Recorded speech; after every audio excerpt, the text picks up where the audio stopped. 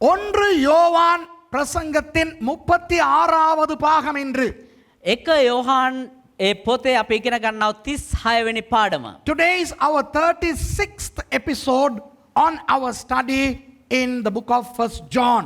And today we are going to start reading from 1 John chapter 4 verse 7 onwards.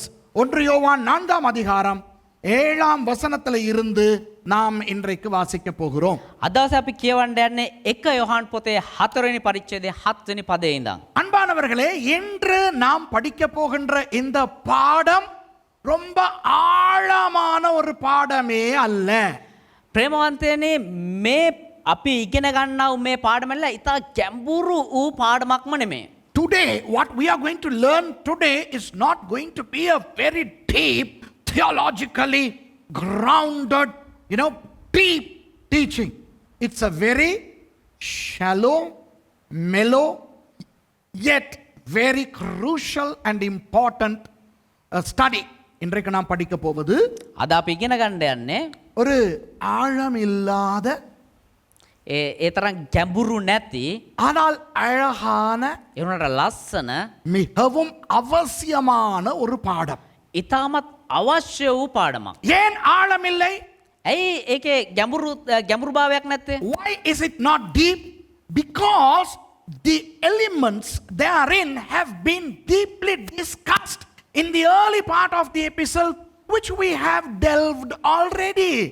இந்த பகுதியிலே வருகின்ற ஆழமான விடயங்கள் මේ කොටස එන්නවේ ගැඹුරු කාරණා இந்த நிருபத்தின் முன் பகுதியிலே ஏற்கனவே வந்து මේ ලිපියේ මුල් කොටසේ අපි මේ පැමිණි නිසා ඒ දේවල් அவற்றை ஆழமாய் படித்து முடித்து விட்டோம். අපි ඒවා ඉතාමත් ගැඹුරින් ඉගෙනගෙන ඉවරයි දැන්. ஆகவே நீங்கள் யாராவது இந்த 1 யோவான் 35 பாகங்கள் படிக்காமல் இன்றைக்கு முதல் தடவையாக உட்கார்ந்திருந்தால் உங்களுக்கு தலையும் புரியாது, காலும் புரியாது. එනිසා මේ එක යොහාන් පොතේ අපි උගන්වෝ ඒ 30 පාඩම් 35ම මීට කලින් බලන්න නැතුව අද පළමු වතාවට ඔබට සම්බන්ධ වෙනවා නම් මුලැමැදාක ඔබට තේරෙන්නේ නැති වෙන්න පුළුවන්. கொஞ்சம் அப்படியே லைட்டா தட்டிக்கிட்டு ஓடுற மாதிரி இருக்கும். ඒක නිකන් මේ උඩින් අපි මේ ස්පර්ශ කරගෙන තමයි අද යන්නේ. වගේ ඒගොල්ලන්ට දැනෙයි. Now if you haven't followed our 35 foregone episodes of this study, is this series, then you may feel as if we are just, touching the surface peripherally. So I am going to remind you of all the deep things that we studied. So those of you who have watched and who have retained these things in your brains, you will enjoy this. அப்போ நீங்கள் யாராவது படித்தவர்கள் இந்த 35 பாகங்களையும் ஒழுங்காய் படித்து එමනම් මේ එක යොහාන් පොතේ ඒ පාඩම් 35ම හරියට ඉගෙනගෙන කවුරු හරි அவற்றில் எவ்வளவு நீங்கள் உங்கள் மூளையிலே தக்க வைத்திருக்கின்றீர்களோ ඔබේ මොළය තුල කොයිතරම් දුරට ඒ දේ ගබඩා කරගෙන තියනවාද அவற்றை நான் உங்களுக்கு ஞாபகப்படுத்திக் கொள்ளுங்கள் என்று ஆங்காங்கே சொல்லுவேன். ඒගොල්ලොන්ට මේක මතක් කරලා දෙනවා කියලා ඒ තැන්වලදී කියලා දෙන්නම්. அது உங்களுக்கு ஆசீர்வாதமாய் இருக்கும். ඒක ඔබට ආශිර්වාදයක් විදියට තියෙයි. இந்த 4ஆம் அதிகாரத்திலே 7ஆம் வசனத்திலிருந்து 21ஆம் வசனம் வரைக்கும் 15 வசனங்கள் இருக்கின்றன. මේ එක යොහාන් පොතේ 4 වෙනි පරිච්ඡේදයේ 7 වෙනි පදයේ ඉඳන් 21 වෙනි පදයේ වෙනකන් පද 14ක් තිබෙනවා. 15ක් තිබෙනවා. Now there are 15 verses we need to concentrate between 1 John chapter 4 verse 7 and verse 21. And if you want a title for these 15 verses, the title is simple: love, agape, love. இந்த 15 வசனங்களுக்கும் உங்களுக்கு தலைப்பொன்று வேண்டுமானால் මේ පද 15ට ඔබට එක මාතෘකාවක් අවශ්‍ය නම් agape அன்பு என்று வைத்துக் கொள்ளுங்கள். අගාපේ ප්‍රේමය කියලා මාතෘකාව දාගන්න. இந்த பாடத்திலே agape அன்பை பற்றி நிறைய படித்திருக்கிறோம். අපි මේ පාඩම තුල අගාපේ ප්‍රේමය ගැන බොහෝ ඉගෙන ගත්තා. We have studied a lot pertaining to the agape love in this series. Moreover, we have discussed the phileo love, eros love, storge love, philostorgai love, and the antonym for agape, which is mison. All these things are already discussed. நாம் இந்த பாடத்திலே, இந்த புத்தகத்திலே අපි මේ පාඩම් වල එහෙම නැත්නම් මේ පොත තුල phileo අன்பை பற்றி படித்திருக்கிறோம். ෆිලියෝ ප්‍රේමය ගැන ඉගෙන ගත්තා. storge අன்பை பற்றி படித்திருக்கிறோம். ස්ටෝර්ගේ ප්‍රේමය ගැන ඉගෙන ගත්තා. இந்த இரண்டையும் சேர்த்த philostorgai அன்பை பற்றி பேசி இருக்கிறோம். මේ දෙකම එකතු වෙලා ස්ටෝර් ෆිලොස්ගයි ප්‍රේමය ගැන ඉගෙන ගත්තා. philostorgai ඒක කමන්නේ ඒක අවුලක්. ටෝර් ගයි ප්‍රේමය ගැන ඉගෙන ගත්තා. கிரீக் මොනවද கிரீக் ඉස්සලා දෙමළ හරියට ඉගෙන ගන්න ඕනේ නේද මහේෂා? ඒක අවුලක් නැහැ. இது பிரச்சனை இல்லை. இந்த சொல்லலாம் we don't need to memorize these words. I mean who needs Greek, okay? Forget the Greek. Then we also studied eros. நாம் eros அன்பை பற்றி படித்தோம். ඒ වගේම ඊරෝස් ප්‍රේමය ගැන අපි ඉගෙන ගත්තා. இப்போ இந்த வேதத்திலே දැන් வேதத்திலே මේ බයිබලය තුල யாராவது அன்பை பற்றின ஒரு அதிகாரம் என்றால் 1 கொரிந்தியர் 13 தான் சொல்லுவார்கள். ප්‍රේමය ගැන මොකද්ද තියෙන පරිච්ඡේදය කියලා ඇහුවොත් එහෙම 1 කොරින්ති පොතේ 13 වෙනි පරිච්ඡේදය තමයි කතා කරන්න If you කවුරු. ask the Christians, what do you think the chapter of love is? They will say 1 Corinthians chapter 13. Yes, of course, it talks about love. There are 13 verses about love in 1 Corinthians chapter 13. 1 கொரிந்தியர் 13 அதிகாரத்திலே 1 කොරින්ති 13 වෙනි පරිච්ඡේදයේ அன்பை பற்றி 13 வசனங்கள் இருக்கின்றன. ප්‍රේමය ගැන පද 13ක් තියෙනවා. ஆனால் இங்கு ඒ වුණාට මෙතන 15 வசனங்களில் පද 15කම அன்பை பற்றி மிக அருமையாக ஆண்டவர் யோவான் மூலம் நமக்கு என்ன சொல்லுகிறார் என்று படிக்க போகிறோம். ඉතාමත් අනර්ග ලෙස යොහාන් තුමා කන්න කොටගෙන ප්‍රේමය ගැන අපිට කතා කරනවා. So we are going to ponder into the information the Holy Spirit has divulged to us through these 15 verses pertaining to love. So let's start with verse 7 of 1 John chapter 4. 1 யோவான் 4 அதிகாரம் 7வது வசனத்தோடு ஆரம்பிப்போம். අපි 1 යොහාන් 4 වෙනි පරිච්ඡේදයේ 7 වෙනි පදයට එක්කම ආරම්භ කරමු. பிரியமானவர்களே, ஒருவரில் ஒருவர் அன்பாயிருக்க கடவோம். ஏனெனில் அன்பு தேவனால் உண்டாயிருக்கிறது. அன்புள்ள எவனும் தேவனால் பிறந்து அவரை அறிந்திருக்கிறான். ප්‍රේමවන්තේනි අපි එකිනෙකාට ප්‍රේම කරමු. මක්නිසාද ප්‍රේමය දෙවියන් වහන්සේගෙන්ය. ප්‍රේම කරන සෑම දෙනම දෙවියන් වහන්සේගෙන් නිපද සිටිති. දෙවියන් වහන්සේව අඳුනති. Beloved, let us love one another, for love is of God, and everyone that loveth is born of God and knoweth God. மறுபடி ஞாபகப்படுத்துகிறேன். Okay, you can sit. மறுபடி ஞாபகப்படுத்துகிறேன். ආවම මතක් කරලා දෙන්නම්.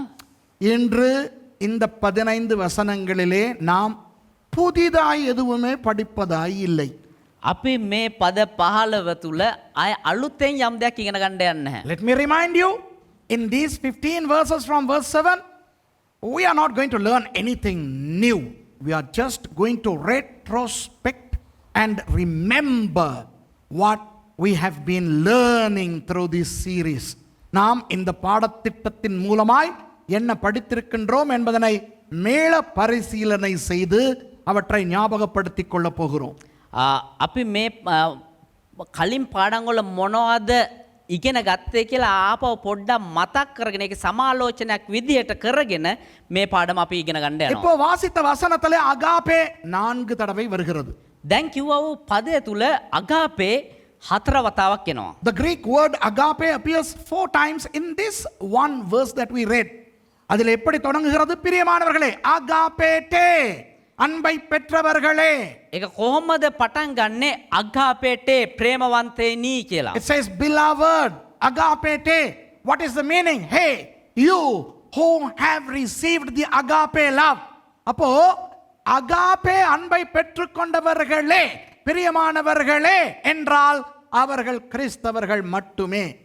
ඒ කියන්නේ අගාපේ ප්‍රේමය ලැබුවනි ප්‍රේමවන්තේනි නුඹලා ඒ කියන්නේ කිතුණුවන් පමණයි කියලා අර්ථයෙන්. By addressing, hey beloved or agapete, the word denotes only Christians. Now let me qualify this. நான் இதை கொஞ்சம் விளக்கப்படுத்த வேண்டும். මේක පොඩ්ඩක් විස්තර කළ යුතුයි.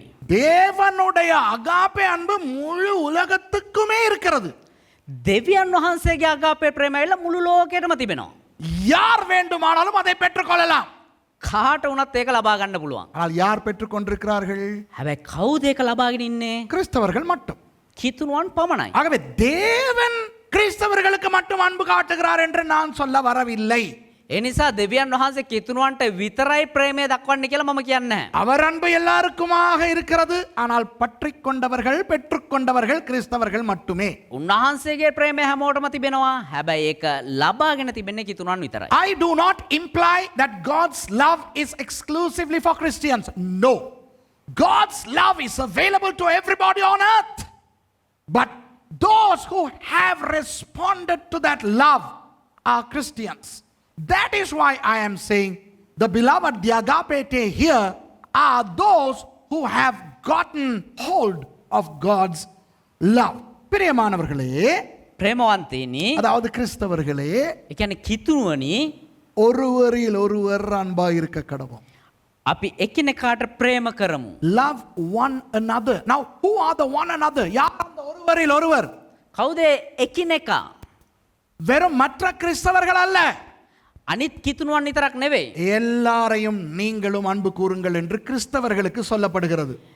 අනිත් හැම දෙනාටමත් ඔබ ප්‍රේම කළ යුතුයි කියලා කිතුණුවන්ට කියනවා. Christians are commanded here to love even the non-Christians. Now, this is what I want to emphasize here. இதைத்தான் நான் கொஞ்சம் ஆணித்தரமாக சொல்ல விரும்புகிறேன். මේක තමයි මම ඔබට පොඩ්ඩක් ගැඹුරුව කතා කරන්න කැමති වෙන්නේ. කියන්න ගැඹුරුව නිකන් එන ගහනවා වගේ කියන්න ඕනේ. அதாவது கிறிஸ்தவர்களை மாத்திரம் நேசிக்க கூடாது. ඒ කියන්නේ කිතුණුව ඇවිල්ලා කිතුණුවන්ට විතරක් ප්‍රේම කරන්න හොඳ නැහැ. மற்றவர்களையும் நேசிக்க வேண்டும். අනිත් අයටත් ප්‍රේම කළ යුතුයි. Christians should also love non-Christians. How? எப்படி? කොහොමද? தேவன் நமக்கு உதாரணத்தை காட்டி இருக்கிறார். දෙවියන් වහන්සේ අපිට උදාහරණයක් පෙන්නලා තියෙනවා. தேவன் முழு உலகத்தையும் அகாபே அன்பினால் அன்பு கூறுகிறார். දෙවියන් වහන්සේ මුළු ලෝකයටම අගාපේ ප්‍රේමය කරනකොටගෙන ප්‍රේම කළා. ஆனால் ඒ වුණත් அந்த உலகம் செய்கிற பாவத்துக்கு அவர் உடந்தையாவது கிடையாது. ඒ ලෝකයේ කරන්නා පාපයට උන්වහන්සේ මේ එකඟ එකඟ වෙන්නේ නැහැ. God loves the whole world, but he is not going to condone all what they do. He is not going to agree with whatever they do. இப்போ கிறிஸ்தவர்களுக்கு என்ன தெரியவில்லை, நிறைய கிறிஸ்தவர்களுக்கு என்ன தெரியவில்லை என்றால், දැන් බොහෝ කිතුණාට මොකද්ද තේරෙන්නේ නැත්තේ? ஒரு நல்ல உதாரணத்தை சொல்லவா? හොඳ උදාහරණ ලස්සන එකක් කියන්නද? இப்போ நான் இது பொய் கதை. நான் வாழ்க்கையிலேயே சாராயம் குடித்ததில்லை. நான் சாராயம் குடித்ததாய் ஒரு கற்பனை கதையை நான் உதாரணமாய் சொல்ல போகிறேன். දැන් මේක උදාහරණයක් විතරයි. ජීවිතේ කවදාවත් දේවදාසයා මත්පැන් පානය කළා නැහැ. ஆனால் சொல்லுவோமே நான் முன்பு ஒரு குடிகாரன் என்று. එනවා අපි නිකන් උදාහරණයක් විදිහට ගමුකෝ දේවදාසයා ඉස්සර හොඳ බේබද්දෙක්. Let's hypothesize that I used to be a drunkard those days, okay? Now that I am out of my drunkardness, I am a Christian. I have a lot of friends who are drunkards. இப்போ நான் குடிகாரனாக இருந்து ரட்சிக்கப்பட்டு விட்டேனாம். දැන් බේබද්දෙක් විදිහට ඉඳලා දැන් ගැලීම ලැබුවා. ஆனால் இன்னும் குடிகாரர்களான என்னுடைய பழைய நண்பர்கள் இருக்கிறார்களாம். ඒ වුණත් තාම ඒ බේබදු පරණ යාළුවෝ ඉන්නවා. அப்போ அவர்கள் சொல்லுகிறார்களாம், மச்சான் எங்கட ஒரு பாட்டி ஒன்று இருக்கு மச்சான், வா மச்சான் அப்படின்னு. ඒතර ඒගොල්ලෝ කියනවා මචං අපේ පාටියක් තියෙනවා වරෙන් මචං කියලා. So these friends of mine are inviting me to have a party. So I have a decision to make. நான் ஒரு தீர்மானம் எடுக்க வேண்டும். එතකොට මම එක තීරණයක් ගත යුතුයි. அவர்கள் பாவிகள், ඒගොල්ලෝ පව්කාරයෝ. ஆனால் நான் அவர்களை நேசிக்கிறேனே. හැබැයි මම ඒගොල්ලොන්ට ප්‍රේම කරනවානේ. அவர்கள் பாட்டி ஒன்று வைக்க போகிறார்கள். ඒගොල්ලෝ එක පාටියක් එකක් දානවා. සාදයක් දානවා. அந்த பாட்டியிலே அவர்கள் குடிக்க போகிறார்கள். ඒ සාදේ ඒගොල්ලෝ බොණ්ඩ යනවා. ஆனால் நான் என்ன செய்ய போகிறேன்? ඒනට මම මොනවද කරන්න යන්නේ? நான் அந்த பாட்டிக்கு போக போகிறேன். ஏனென்றால் நான் அவர்கள் மேல் அன்பு வைத்திருக்கிறபடினால். මම ඒ සාදයට යනවා. ඇයි කියනවනම් මම ඒගොල්ලෝ මත මගේ ප්‍රේමය තබා තිබෙන නිසා. So I decide to attend the party because I love those guys. They were my friends and I really want them to get saved. அவர்கள் ரட்சிக்கப்பட வேண்டும் என்று நான் விரும்புகிறேன். ඔවුන් කැලේමට එන්න ඕනේ කියලා මම කැමති වෙනවා. ஆகவே நான் அந்த பார்ட்டிக்கு போகிறேன். ඒ නිසා මම ඒ සාදයට යනවා. அங்கு போனால் என்ன ஜெபித்து விட்டு போகிறேன்? එහෙට යද්දි මොනවද යාඥා කරලා යන්නේ? நாதா ස්වාමිනී இந்த சாராயம் குடித்து குடித்து பழகினவன் நான். මේ මත්පැන් පානය කළා එකට පුරුදු වුණ කෙනෙක් මම. நீர் என்னை ரட்சித்து விட்டீர், ஆண்டவருக்கு ஸ்தோத்திரம். හැබැයි වහන්සේ මට ගැලීම දුන්නා. වහන්සේට ස්තුති වේවා. ஆனால் ඒ වුණත් நான் அங்கு போகும் பொழுது මම හෙට යද්දී அந்த பானத்தை பார்க்கும் பொழுது ඒ මත්පැන් බලද්දී என் பக்கத்தில் இருப்பவர்கள் அதை அருந்தும் பொழுது ඒ මගේ ළඟ ඉන්න කට්ටිය එක පානය කරද්දී அதனுடைய நிறம் அதனுடைய மனம் இவையெல்லாம் என்னை சோதனைக்கு உட்படுத்தும் நாதா. ඒක තිබෙන්නව පාට ඒක තිබෙන්නව සුවඳ මාව පරීක්ෂාවට ලක් කරයි ස්වාමිනී. ஆகவே நீர் என்னை பாதுகாத்துக் கொள்ளும். ඒ නිසා ඔබ වහන්සේ මාව ආරක්ෂා කරන්න. Lord, I am attending that party, and you know why, Lord? Because I love those guys and I want them saved. So, Lord, I pray that when I go, I know what's going to happen. I'm going to be tempted when I see the booze, when I smell the odor of the alcohol. But, Lord, I want you to protect me. He that is in me is greater than he that is in the world. எனக்குள் இருப்பவர் உலகத்தில் இருப்பவனை விட பெரியவர் என்றபடியினால் நாதா. මා තුළ සිටිනව තෑන් වහන්සේ ලෝකයේ සිටිනව තෑන් වහන්සේට විශාල නිසා ස්වාමිනී. ලෝකයේ සිටින කාට කියන්නේ අපි තැනන් වහන්සේ කියලා නෙවෙයි. අප තුළ සිටින තැනන් වහන්සේ ලෝකයේ සිටින තැනැත්තාට වඩා බලවත්ය.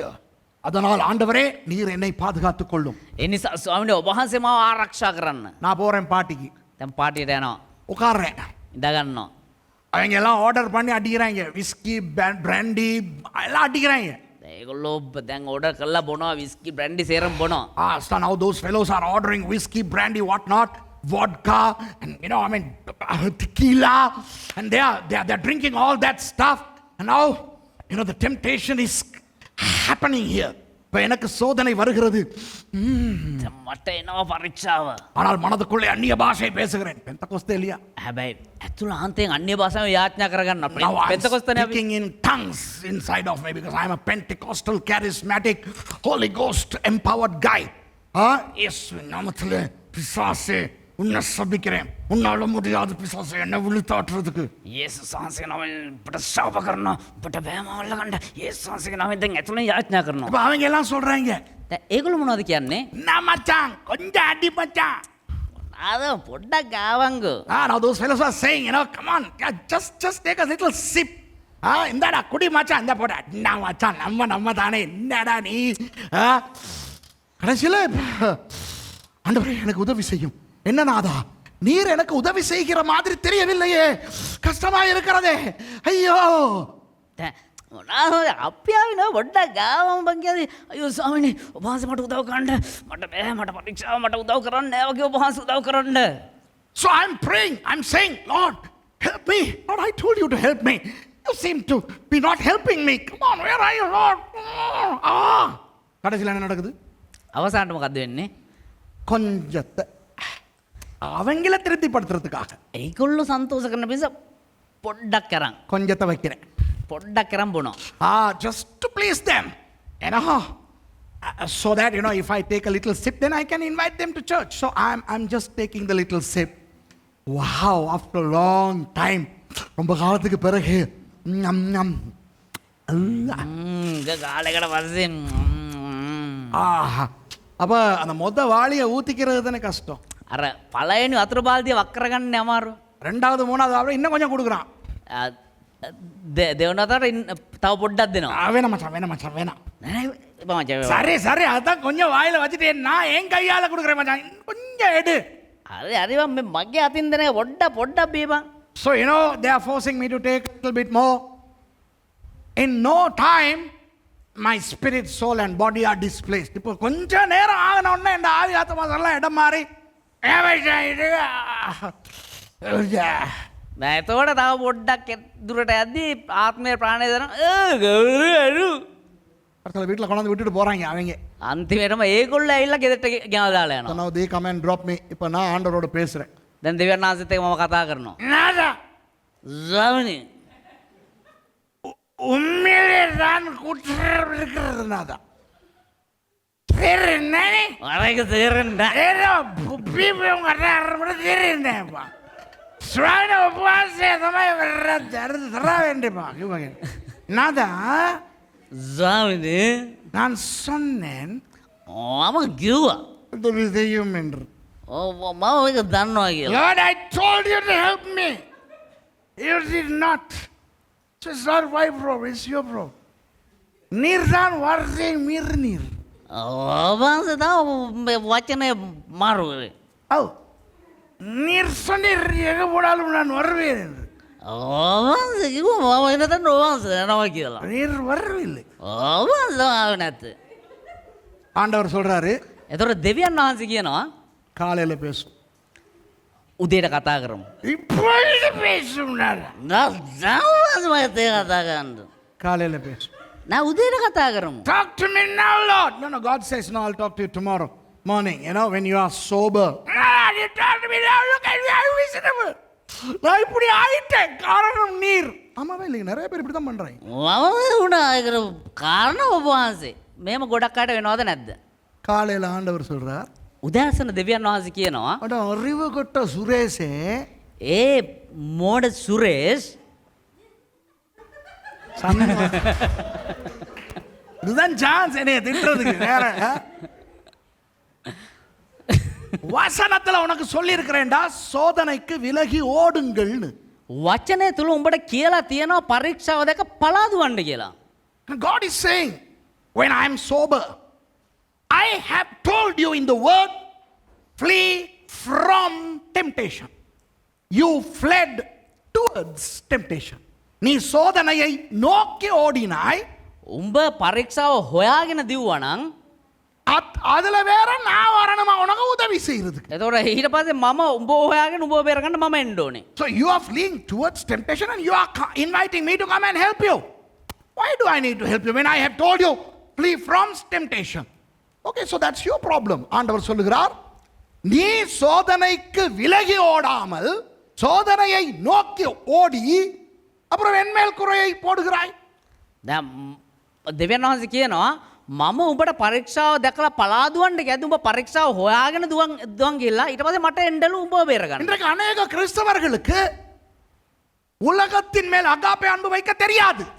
අද බොහෝ කිතුණුවන්ට ලෝකයේ මත අගාපේ ප්‍රේමය තියාගන්න දන්නේ නැහැ. A lot of Christians don't know how to show their agape love to the world. They think showing agape love is going and being there when they live in sin. அவர்கள் பாவத்திலே வாழும் போது ඔවුන් පාපය තුළ ජීවත් වෙද්දී அவர்களோடு நாங்கள் போய் நிற்பதுதான் அகாப்பே அன்பு என்று நினைக்கிறார்கள். අපි ඔවුන් එක්ක ගිහිල්ලා ඉන්න එක තමයි අගාපේ ප්‍රේමය කියලා හිතනවා. ரட்சிக்கப்பட்டவர்களுக்கு ரட்சிக்கப்படாதவர்கள் மேல் காதல் வந்து விடுகிறது. ගැලේම ලබපු අයට ගැලේම ලබපු නැති අය මත ප්‍රේමය ඇති වෙනවා. இவர்கள் நினைக்கிறார்கள் அவர்களை கல்யாணம் கட்டுவது அகாப்பே அன்பு என்று. ඒතර ඒගොල්ලෝ හිතනවා ඒගොල්ලෝ අර ගැලේම ලැබපු නැති කෙනා විවාහ කරගන්න එක අගාපේ ප්‍රේමය So කියලා. saved people fall in love with unsaved people and they think marrying them is demonstration of agape love.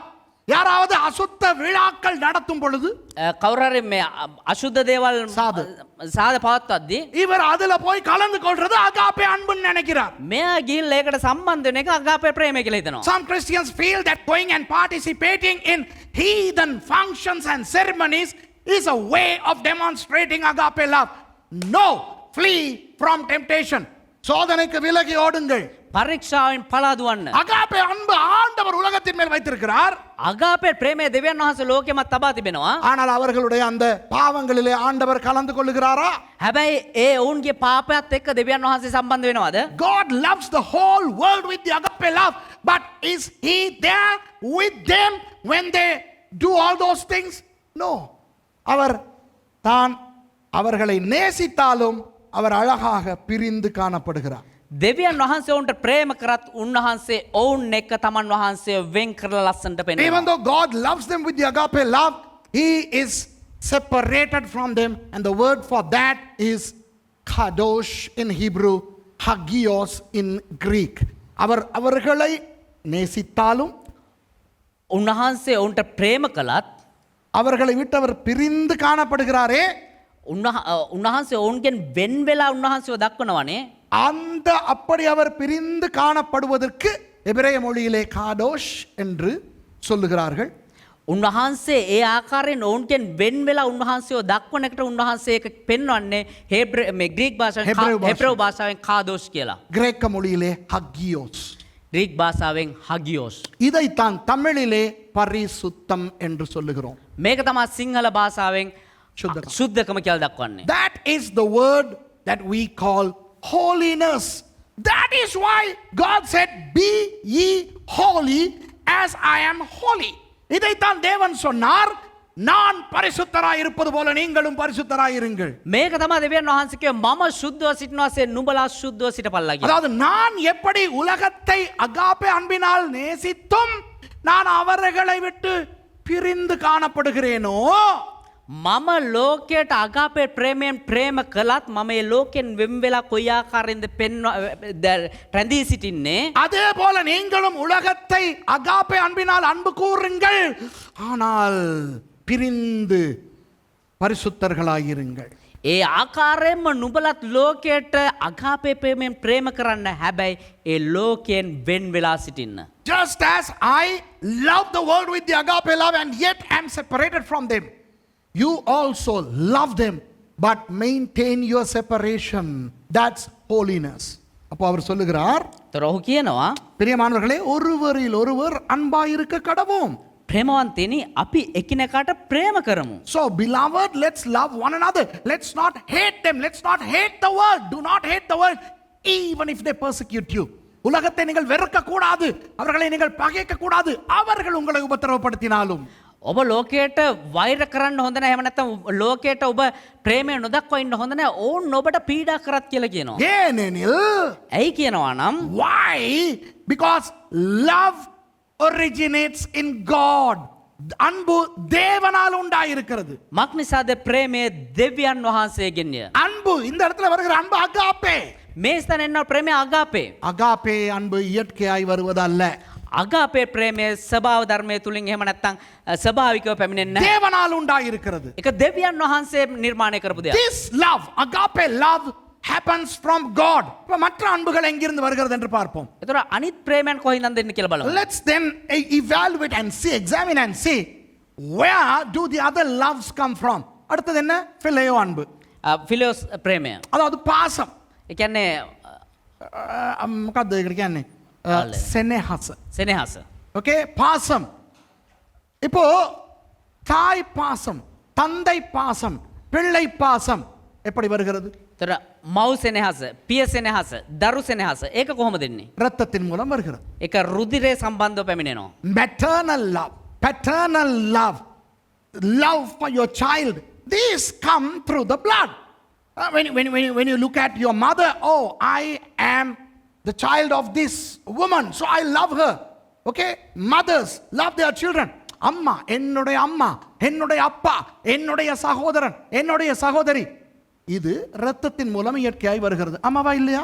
කියන්නේ මගේ අම්මා, මගේ තාත්තා, මගේ සහෝදරයා, මගේ සහෝදරිය මේක ලේ සම්බන්ධතාවය මත තමා පැමිණෙන්නේ. So this maternal, paternal, sibling love comes through the blood. Okay, that's the blood relational love. மற்றது நான் உங்களுக்கு சொல்லிக் கொடுத்திருக்கேன், பிலேயோ அன்பு மூளை சம்பந்தப்பட்டது என்று. ඒ වගේම ඔබට උගන්වලා තිබෙනවා ෆිලියෝ ප්‍රේමය ඇවිල්ලා මොලේ සම්බන්ධව පැමිණෙනවා I කියලා. have also taught that the filial love pertains to the brain of the human. So it develops in the brain. Filial love develops in the brain. அந்த filial அன்பு மனிதனுடைய மூளையிலே வருகிறது. ඒ ෆිලියෝ ප්‍රේමය මනුෂ්‍යයාගේ මොලයෙන් පැමිණෙනවා. ஸ்டோர்கே அன்பு ස්ටෝර්ගේ ප්‍රේමය இருதயத்திலே வருகிறது என்று சொல்லிக் கொடுத்திருக்கிறேன். ඒක හදවත් තුලින් පැමිණෙනවා කියලා ඉගෙනුවා. I have taught that the love called storge originates in the heart. So that's feeling related. அது உணர்வு சம்பந்தப்பட்டது. ඒක හැඟීම් සම්බන්ධව. ஆகவே கருணையினால் அந்த அன்பு வரும். ඒ නිසා කරුණාව නිසා ඒක පැමිණෙනවා. சில பேர் காதல்ல விழுவாங்க தெரியுமா, பரிதாபத்துல, ஐயோ பாவம், அந்த அப்படி விழுவாங்க. அதுதான் storge. සමහරු ප්‍රේමයේ වැටෙනවා අර අනුකම්පාව නිසා ස්ටෝර්ගේ. You know, some people fall in love because of empathy and sympathy. Okay, I mean that's all storge love. God doesn't give storge love. You know, this comes in the heart. இது வந்து பரிதாப உணர்வு, கருணை, இரக்கம், ஐயோ பாவம் அப்படி இருதயத்தில் உருவாகிறது. මේක ඇවිල්ලා අනුකම්පාව, කරුණාව, ඒ වගේ අර අයියෝ පව් අන්න එහෙම එන හැඟීම් සම්බන්ධ වෙන දෙයක්. இந்த இருதயமும் மூளையும் சேர்ந்து ஆத்துமாவாக இயங்கும் போது உருவாகிற அன்பு பிலோஸ்டோர்காய். එතකොට මේ හදවතත් මොළයත් සම්බන්ධ වෙලා ප්‍රාණය සම්බන්ධව එද්දි ඒක ස්ටෝස් පෙලියෝගයි. Philostorgai. ෆිලෝස්ටෝර්ගයි ප්‍රේමය. Okay, you know.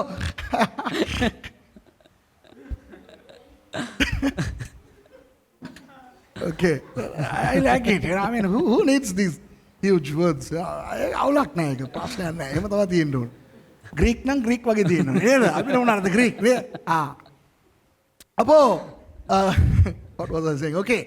You know, the soul gets involved, both the heart and the brain, and then together this phileo in the brain and the storge in the heart are combined, and then a new love develops, and that's called the philostorgai. Okay, now don't worry about this Greek. Who cares? Okay. இப்போ இன்னொன்று eros. ඊරෝස් ප්‍රේමය. How does eros comes? Eros என்னன்னா ஒரு ஆம்பளை ஒரு பொம்பளோட உடம்ப பார்த்தோன்னே அப்படின்னு ஒரு ஒரு ஒரு ஒரு அன்பு வந்துடுது. ඒ කියන්නේ එක පිරිමියෙක් එක් කාන්තාවගේ ඇඟ බලමු ඒක ඇවිල්ලා ඊරෝස් ප්‍රේමය. ஒரு ஆம்பளை உடம்ப பொம்பளை பார்த்தோன்னே வந்துடுது. இது உடம்பு சம்மந்தப்பட்டது நான் சொல்லி கொடுத்துருக்கேன். ඒ කියන්නේ එක පිරිමියෙක් එක ගැහණියක්ගේ ශරීරය දැක්කහම එන ප්‍රේමය ඒක ඇවිල්ලා මේ ශරීරය සම්බන්ධ ප්‍රේමය. அப்போ அந்த காலத்தில் சினிமாவுல எல்லாம் காதல் வரது பார்த்துருக்கீங்களா இப்படி? දැන් ඒ කාලේ මේ චිත්‍රපටි වලින් ප්‍රේම එන්නේ කොහොමද කියලා බලන්න. In Indian movies, have you seen how love comes? இப்படி பொம்பளை விழ போவோம் வேட்டண்டி அண்ணுக்கோ விழ போகும்போது இவர் பிடிப்பார் இப்படி பிடிச்சோன்னு ஏரோஸ்ல உடம்புல தான் வருது. இவர பேர் ஊர் அட்ரஸ் இது கல்யாணம் கட்டி புள்ள பெத்ததான்னு கூட தெரியாது வந்துடும். ඒ කියන්නේ අර නිලිය වැටෙන්න යද්දි මෙහෙම නළුව ඇවිල්ලා අල්ලගත්තන් පස්සේ එහෙම ලාලාලාලා කියලා එහෙම සින්දුවක් එක්කම එහෙම ප්‍රේමේ පටන් ගන්නවා. ඒ තැනැත්තිය බැඳලාද ළමයි හදලා මොකුත් දන්නේ වැටෙන්න ගියා අල්ලගත්ත ප්‍රේමය ආවා. இந்த முழு பிரசங்கத்துல இந்த கொஞ்சத்தை தான் ஒழுங்கா டிரான்ஸ்லேட் பண்ணாரு பாஸ்டர் மகேஷ். මේ මුළු දේශනාවෙම මේ ටික විතරයි පාස්ටර් මහේෂ් නිකන් බොක්කෙම්ම දේශනාව මේ වගේ එකක් උනේ නැති නිසා වගේ නේ වෙන උනා නම් හොඳයි වගේ නේද? Okay, you know this phileo love is the physical attraction. So let's not worry about all these other loves where they originate. Of course, God has been instrumental in making all this love happen. எல்லா அன்பும் நல்லவை எல்லாமே தேவனால் வருகிறது என்பதை நான் மறக்கவில்லை. කියන්නේ යහපත් හැමදේම නැත්තම් ප්‍රේමය කියන හැමදේම දෙවියන් වහන්සේගෙන් එනවා කියලා කියන්නේ නෑ. දෙවියන් වහන්සේගෙන් තමයි එන්නේ කියලා මං කියන්නේ. දෙවියන් වහන්සේ රහිතව ඕවා එන්නේ නෑ. ஆனால் அகாப்பே அன்பு என்பது ඒ වුණාට අගාපේ ප්‍රේමය කියන එක மூளையால் வருவதல்ல, මොලේ තුලින් එන්නේ නැහැ, இருதயத்தால் வருவதல்ல, හදවත තුලින් එන්නේ නැහැ, உடம்பால் வருவதல்ல, ශරීරය තුලින් එන්නේ නැහැ, தேவனால் நேரடியாக வருவது. දෙවියන් වහන්සේ වෙතින්ම පැමිණෙනවා. So agape love does not come from the brain like the phileo love, from the heart like the storge love, by the combination of the two, by the philostorgai love, or by the body, the eros love, but like the eros love, but it comes direct from God. Yesu Christu மூலமாய். Wow. ඒක යේසුස් ක්‍රිස්තුස් වහන්සේ කරුණ කොටගෙන. It comes through Jesus Christ. And the recipients, the eligible recipients are only those who accept Jesus as their personal savior. இயேசு கிறிஸ்துவை தங்கள் சொந்த இரட்சகராக ஏற்றுக்கொள்ளுதலின் மூலமாய் மாத்திரமே அந்த அகாப்பே அன்பு நமக்குள்ளே வருகிறது. යේසුස් ක්‍රිස්තුස් වහන්සේ තමුන්ගේ පෞද්ගලික ගැලවුම් කාර්ය විදිහට පිළිගැනීම තුලින් පමණයි ඒ අගාපේ ප්‍රේමය පැමිණෙන්නේ. ஆகவே இயேசு இல்லாத யாருடைய வாழ்க்கையிலும் එනිසා යේසුස් වහන්සේ නැති කාගේවත් ජීවිතවල மற்ற அன்புகள் நிறைந்து காணப்பட்டாலும் අනිත් ප්‍රේමයන් පිරලා ඉතිරලා ගියත් அவர்களுடைய வாழ்க்கையில அகாப்பே அன்பு இல்லை. ඔහුගේ ජීවිතයේ අගාපේ ප්‍රේමය නැහැ. And I want to tell you responsibly here that if somebody has not got Jesus in his or her life, it doesn't matter how much of the other love are present in that person, the person does not have the agape love. அதைத்தான் இங்கே சொல்லி இருக்கிறார். ඒක තමයි මෙතන කියන්නේ அன்பு தேவனால் உண்டாயிருக்கிறது. ප්‍රේමය දෙවියන් වහන්සේගෙන්ය. That is why the verse here says that this love agape comes from God. அன்புள்ள எவனும் தேவனால் பிறந்திருக்கிறான். ප්‍රේම කරන සෑම දෙනම දෙවියන් වහන්සේගෙන් ඉපදී සිටිති. அதாவது மறுபடியும் பிறந்திருக்கிறான், ரட்சிக்கப்பட்டிருக்கிறான். ඒ කියන්නේ නැවත ඉපදිලා ඉන්නවා ගැලවීම කරන කොටගෙන. So those who have love are born in God. That's being born again. Okay? அவரை அறிந்திருக்கிறான். දෙවියන් වහන්සේව අඳුනති. And he knows God. Wow. Who knows God? யாருக்கு தெரியும் தேவனை? කාටද දෙවියන් වහන්සේව දන්නේ? யார் தேவனை அறிந்திருக்கிறார்கள்? කවුද දෙවියන් වහන්සේව අඳුනන්නේ? அந்த அகாப்பே அன்பை ஏற்றுக்கொண்டவர்கள் மாத்திரமே. ඒ අගාපේ ප්‍රේමය ලැබුවවන් පමණයි. Only those who have received that agape love through Jesus. அப்படியானால் இந்த வசனத்தினுடைய அர்த்தத்தை நான் சொல்லுகிறேன். එහෙමනම් මේ වචනයේ අර්ථය මම කියන්නම්. So let me give you the peripheral meaning of this verse, okay? Let me rephrase it. நான் இதை சொல்லுகிறேன். பிரியமானவர்களே, ප්‍රේමවන්තයනි எல்லாரையும் நீங்கள் அகாப்பே அன்பால் அன்பு கூறுங்கள். හැමෝටම ඔබ අගාපේ ප්‍රමයෙන් ප්‍රේම කරන්න. Beloved, go ahead and love everybody with the agape love, both Christians and non-Christians. எல்லாரையும் என்றால் கிறிஸ்தவர்கள், கிறிஸ்தவர் அல்லாதவர்கள் எல்லாரையும். හැමෝම කියන්නේ කිතුනුව කිතුුණු නොවන හැමෝටම. ஏன் தெரியுமா? ඒ දන්නවාද? You know why? agape அன்பு உலகத்துக்கு தெரியாது, அது அவர்களிடத்தில் இல்லை. ඒ අගාපේ ප්‍රේමය ලෝකයේ තුල නැහැ, ඒක ඒගොල්ලෝ දන්නෙත් නැහැ. The agape love is absent in the world. They don't know. ஏனென்றால் அந்த அன்பு தேவனிடத்திலிருந்து நேரடியாக வருகிறது இயேசுவின் மூலம். ඇයි කියනවා නම් ඒ ප්‍රේමය දෙවියන් වහන්සේගෙන්ම පැමිණෙනවා යේසුස් වහන්සේ කරනකොටගෙන. Why? Because that love comes direct from God through the Lord Jesus Christ. So you are born again through Jesus, in Jesus, and you know God. நீங்கள் இயேசுவின் மூலமாய் மறுபுறப்படைந்திருக்கிறீர்கள். ඔබ යේසුස් වහන්සේ කරනකොටගෙන නැවත ඉපදිලා ඉන්නවා. ஆகவே நீங்கள் தேவனை அறிந்திருக்கிறீர்கள். ඒ නිසා ඔබ දෙවියන් වහන්සේව අඳුනනවා. எட்டாவது வசனம், 8 වෙනි පදේ. verse 8. அன்பில்லாதவன் தேவனை அறியான், ஏனென்றால் தேவன் அன்பாகவே இருக்கிறார். ප්‍රේම නොකරන්නා දෙවියන් වහන්සේ නාදුනනයි, මක් නිසාද දෙවියන් වහන්සේ ප්‍රේමයය. He that loveth not knoweth not that God, for God is love. அன்பானவர்களே, இந்த வசனத்தை நான் விளக்குகிறேன். ප්‍රේමවන්තයන් මේ පදය මම විස්තර කරන්නම්. அன்பில்லாதவன் தேவனை அறியான். ප්‍රේමය නැති අය දෙවියන් වහන්සේ වඳුනන්නේ නැහැ. How does the first line say? How does the first line say? He that loveth not knoweth not God. He that loveth not knoweth not God. Now let me explain.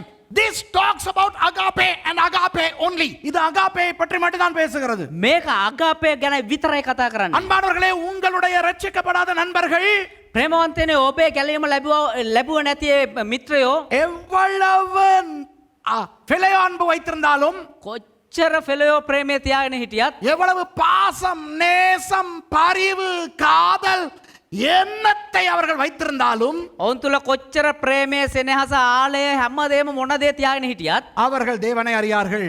ඔවුන් දෙවියන් වහන්සේ වඳුනන්නේ නැහැ. You know, it doesn't matter if you have an unsaved friend of yours, that person can be a lovely person. That person may be a kind, caring, wonderful person, but that person does not have agape because that person is not saved. அந்த நபர் agape இல்லாதவர், ஏனென்றால் அவர் ரட்சிக்கப்படவில்லை. ඔහු තුල අගාපේ ප්‍රේමය නැහැ. ඇයි කියනවා නම් ඔහු ගැලීම ලබා නැහැ. சொல்லுவோமே, කියමු අපි. சில எனக்கு தெரிஞ்ச ஒருத்தர் இருக்கிறாரு, මම දන්න එක්කෙනෙක් ඉන්නවා. அவர் ரட்சிக்கப்பட்டில்ல, එයා ගැලීම ලබලා නැහැ. ஆனா அன்பானவர். ඒ වුණාට හරි ප්‍රේමණීයයි. ஹலோ ஹலோ ஹலோ கிறிஸ்தவர்களே கேளுங்க. කිතුරුනි අහගන්න. உங்கள் சொந்தக்காரர்கள் மத்தியிலே ඔබේ නෑදෑයෝ මැද්දේ ஒரு அன்பான மாமா இல்லையா? තාමත් ප්‍රේමණීය මාම කෙනෙක් නැද්ද? ரட்சிக்கப்படாதவங்க, ගැලීම ලැබුණ නැති. ரட்சிக்கப்பட்டில்ல, ගැලීම ලබලා නැහැ. ஆனா அந்த எங்களுக்கு ஒரு மாமா இருக்காரு, ஐயோ நல்லவரு. අනේ මට එක මාම කෙනෙක් ඉන්නවා. අනේ එයා හරි හොඳයි. எங்களுக்கு ஒரு சித்தி இருக்குது, මට පුංචි අම්ම කෙනෙක් ඉන්නවා. தங்கமானவங்க. රත්තරම් වගේ එයා. அன்பான உறவினர்கள் உங்களுடைய குடும்பங்களில் இல்லையா? எல்லா குடும்பங்களிலும் உண்டு. ඒ වගේ ප්‍රේමණීය ඥාතින් සම්බන්ධතාවයන් ඔබේ පවුල තුල නැද්ද? I'm asking from you Christians, from your family or from your family or your extended family, don't you have an unsaved but a lovely uncle, a lovely aunt? You love to hang around with them, you love to go and visit them. They are so caring, giving, they are so magnanimous, sacrificial, lovely. Yes, உங்களுக்கு நல்ல அன்பான நண்பர்களை தெரியாதா? ඔබට ඉතාමත් හොඳ ප්‍රේමණීය යාළුවෝ අඳුරන්නේ නැද්ද? Don't you know friends who are so lovely, so loving, caring? My goodness, I have a lot of loving, caring, non-Christian friends. எனக்கே இருக்கிறார்கள். දෙදාසකන මට ඉන්න ඕන තරම්. ரட்சிக்கப்பட்டு தான் இல்லை, அவ்வளவுதான். ගැලයම විතරයි ලබන නැතිච්චරයි. நல்லவர்கள், ඉතාමත් යහපතයි. அன்பு நிறைந்தவர்கள். ප්‍රේමයෙන් පිරිච්ච කට්ටිය. புரிகிறதா? තෙන්නවාද? ஆனால் அவர்களுக்குள்ளே அகாப்பே அன்பு இல்லை. හැබැයි ඒගොල්ලො තුළ අගාපේ ප්‍රේමය නෑ. But alas, they don't have the agape love. Why? Because they don't know God. அவர்களுக்கு தேவனை தெரியாது. ඇයි කියනවනම් ඔවුන් දෙවියන් වහන්සේ වඳුනන්නේ. தேவன் அகாப்பே அன்பாய் இருக்கிறார். දෙවියන් වහන්සේ අගාපේ ප්‍රේමය සිටිනවා. God is agape love. Look at verse 9. How has God shown his love to us? அவருடைய அகாப்பே அன்பை எங்களுக்கு எப்படி காட்டி இருக்கிறார்? 9வது வசனம். උන්වහන්සේගේ අගාපේ ප්‍රේමය අපිට කොහොමද පෙන්වන්නේ? நம்முடைய ஒரே பேரான குமாரனாலே நாம் பிழைக்கும்படிக்கு தேவன் அவரை இவ்வுலகத்திலே அனுப்பினதினால் தேவன் நம்மேல் வைத்த அன்பு வெளிப்பட்டது. අප කෙරේ තිබෙන දෙවියන් වහන්සේගේ ප්‍රේමය ප්‍රකාශ කරනු ලැබුවේ දෙවියන් වහන්සේ සුවකේ ඒක ජාතක පුත්‍රයන්න් කන්නකොටගෙන අප ජීවත් වන පිණිස උන්වහන්සේ ලෝකයට එව් කාරණයෙන්ය. In this was manifested the love of God towards us, because that God sent his only begotten Son into the world, that we might live through him. அன்பானவர்களே, 1 யோவான் 4:9 ප්‍රේමවන්තේනි 1 යොහාන් 4:9 சரியாக யோவான் 3:16 தான் இந்த வார்த்தைகள் கொஞ்சம் மாறி இருக்கின்றன, அவ்வளவுதான். හරියටම යොහාන් 3:16ම තමා පොඩ්ඩක් පද එහෙම පොඩ්ඩක් වෙනස් වෙලා තියෙනවා. First John 4:9 is 100% similar to John 3:16. Only the phraseology has been just different, displaced, but it's the same thing.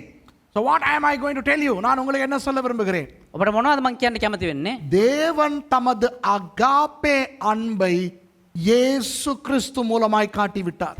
දෙවියන් වහන්සේ තමුන්ගේ අගාපේ ප්‍රේමය යේසුස් ක්‍රිස්තුස් වහන්සේ කන්නකොටගෙන පෙන්වුවා. God has demonstrated his agape love through the Lord Jesus Christ. இன்றைக்கு உலகம் என்ன கேட்கிறது? අද ලෝකේ මොනවද ඉල්ලන්නේ? தேவன் அன்பு என்றால் දෙවියන් වහන්සේ ප්‍රේමය කියද්දී ஏன் கொரோனாவை வரவிட்டார்? දෙවියන් වහන්සේ ප්‍රේමණීය නම් ඇයි කොරෝනා එව්වේ? ஏன் பயங்கரவாதத்தை அனுமதிக்கிறார்? த்ரஸ்தவாது. ඇයි ත්‍රස්තවාදය අනුමත කරන්නේ? ஏன் விபத்துக்களை அனுமதிக்கிறார்? ඇයි මේ විනාශයන් අනතුරු අනුමත කරන්නේ? ஏன் பூமி அதிர்ச்சிகள், எரிமலைகள், சுனாமிகள் என்ற இயற்கை அனர்த்தங்களை அனுமதிக்கிறார்? ඇයි මේ සුනාමි, ගිනි කඳු, මේ පොළොව භූමිකම්පා කියලා මේ ස්වභාවික අනතුරු මේ උන්වහන්සේ අනුමත කරන්නේ? If God is love, why corona? Why tsunami? Why earthquakes? Why terrorism? Why accidents? People ask. Well, that is because we have given the authority of the world to the devil. மனிதன் உலகத்தின் அதிகாரத்தை பிசாசுக்கு கொடுத்து விட்டான். මනුෂ්‍යයා ලෝකයේ ආධිපත්‍යය අක්ෂයට දීලා. ஆனால் தேவன் தன்னுடைய அன்பை வெளிப்படுத்தினது இயேசுவின் மூலம். හැබැයි දෙවියන් වහන්සේ තමුන්ගේ ප්‍රේමය එලි දැක්වුවේ යේසුස් ක්‍රිස්තුස් වහන්සේ But කන්නකොටගෙන. God has demonstrated his love to us through Jesus. And if you don't have Jesus, then you don't know agape love. Sorry. You may know all the other loves, but you don't know agape love. உங்களுக்கு இயேசுவை தெரியாவிட்டால், ඔබට යේසුස් වහන්සේව දන්නේ නැත්නම් உங்களுக்கு மற்ற அன்புகள் எல்லாம் நிரம்பி இருக்கலாம், ඔබට අනිත් ප්‍රේමයන් පිරලා තියෙන්න පුළුවන්. ஆனால் உங்களுக்கு தேவனுடைய அந்த அகாப்பே அன்பு இல்லை. හැබැයි දෙවියන් වහන්සේගේ අගාපේ ප්‍රේමය ඔබට නැහැ. 10வது வசனம் பாருங்கள். 10 වෙනි පදය බලන්න. தேவனுடைய கிருபையை காட்டுகிறது. දෙවියන් වහන්සේගේ අනුග්‍රහය පෙන්වනවා. Verse 10 shows us God's grace. Look at it.